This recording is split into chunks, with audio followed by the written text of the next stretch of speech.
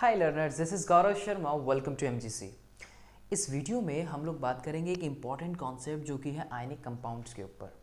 Class 10th और वैसे तो रिलेट ये क्लास 9th के कॉन्सेप्ट्स को भी करता है। स्ट्रक्चर ऑफ एटम में आपने वैलेंस इलेक्ट्रॉन ये सभी चीज़ें पढ़ी होंगी, रिलेट करते हैं सारी चीज़ें। लेकिन स्पेसिफिकली आप आयनिक कंपाउंड्स के बारे में या आयनिक बॉन्ड्स के बारे में क्लास 10th में मेटल्स और नॉन मेटल्स के बीच में पढ़ते हो। आयनिक कंपाउंड का साधारण शब्दों में क्या मतलब है? आयनिक कंपाउंड्स वो कंपाउंड्स हैं जो मेटल और नॉन मेटल के बीच में बनते हैं। और ये मेटल और नॉन मेटल के बीच में जो बॉन्डिंग है ये कब बनती है? ये तब बनती है जब इनके बीच में कुछ ट्रांसफ़र होता हो। इनके बीच में जो ट्रांसफ़र होते हैं वो हैं इनके इलेक्ट्रॉन्स। इनके बीच में जो ट्रांसफ़र हो रहे हैं वो हो रहे हैं इनके इलेक्ट्रॉन्स, जो कि इनकी शेल्स को फुलफिल कर रहे हैं, हम ये कह सकते हैं। तो आसान शब्दों में ये वो कंपाउंड्स हैं जो कि मेटल और नॉन मेटल के बीच में बनते हैं जब इनके बीच में इलेक्ट्रॉन्स एक्सचेंज होते हैं या इलेक्ट्रॉन जो है वो ट्रांसफ़र होते हैं। आमतौर पे जो हम एग्जाम्पल लें कि जैसे कि NaCl का जो आपके NCERT में जो सबसे एक बेस्ट एग्जाम्पल जो है वो दिया हुआ है।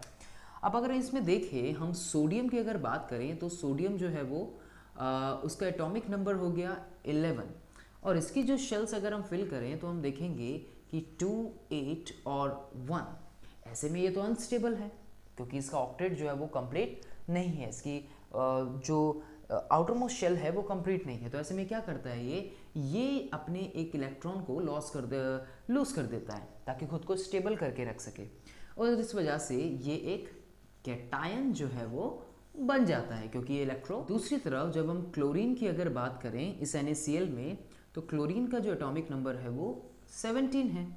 तो 2, 8 और 7 electronic configuration EC in short, ये जो है ये अपने एक गेन करता है जिससे कि अपनी अगर इसको कोई एक दे दे तो इसकी 8 इलेक्ट्रॉन्स जो है वो पूरे हो जाएंगे और इसका ऑक्टेट भी जो है वो कंप्लीट हो जाएगा।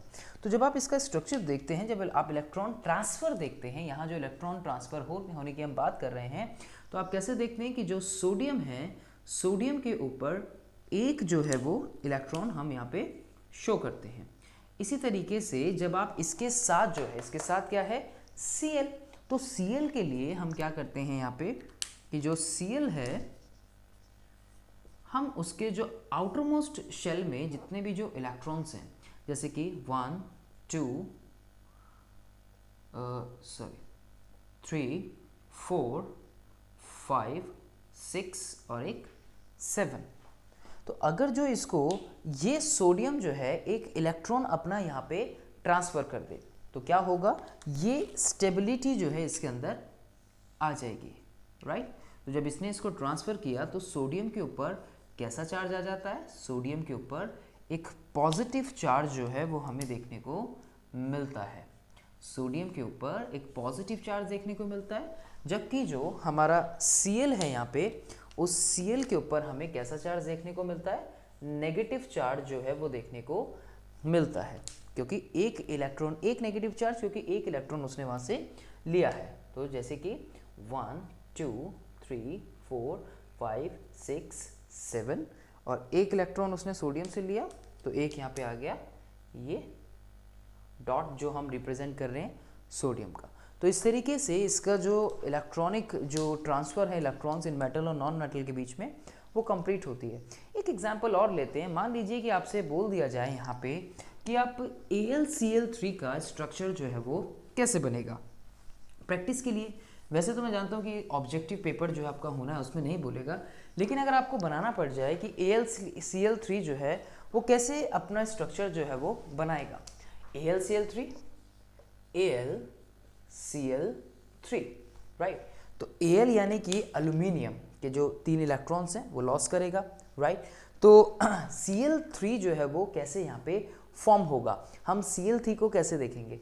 तो Al पहले हम बनाएंगे एल्यूमिनियम, राइट। अब एल्यूमिनियम के जो हम रिप्रेजेंट कर सकते हैं कि 3 इलेक्ट्रॉन्स हो गए ये, राइट। और यहाँ पे हम बना लें जैसे कि Cl का एक Cl माना 2 Cl और यहाँ हो गया 3 Cl, ठीक है। तो 1, 2, 4 5 6 और एक साथ, 1 2 3 4 5 6 और एक साथ, 1 2 3 4 5 6 और एक साथ, और बाकी के जो हैं इसके साथ वो एक यहाँ पे, एक यहाँ पे और एक जो है वो यहाँ पे।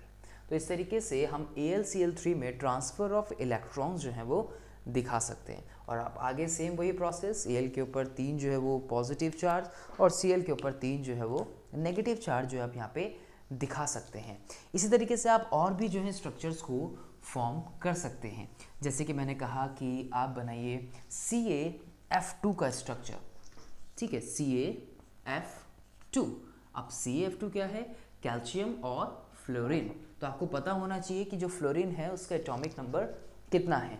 तो फ्लोरीन का और कैल्शियम का जो एटॉमिक नंबर है वो कितना हो गया? 20, और जो आपका फ्लोरीन है उसका एटॉमिक नंबर हो गया 9।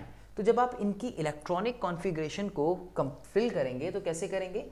जो आपका कैल्शियम है उसकी EC जो आएगी 2 8 8 2, बचे 2, और दूसरी तरफ आपका जो फ्लोरीन है उसका एटॉमिक नंबर 9 हुआ तो 2 7, राइट। F2 हमें यहाँ पे जो है वो स्ट्रक्चर फॉर्म करना है। तो देखो कोई एक इसको देंगे और कोई दो इससे जो है वो ले ले। तो कैल्शियम का हम कैसे बनाएंगे? Ca 1 2, calcium 2 valency, outer most shell में इलेक्ट्रॉन 2, राइट, तो Ca2। इसी तरीके से जब आप F फ्लोरीन का स्ट्रक्चर यहाँ पे बनाते हैं तो उसको कैसे रिप्रेजेंट करेंगे? इलेक्ट्रॉन्स को एक माना मैंने इससे रिप्रेजेंट कर दिया क्रॉस से, 1 2 3 4 5 6 और एक साथ, 1 2 3 4 5 6 और एक साथ।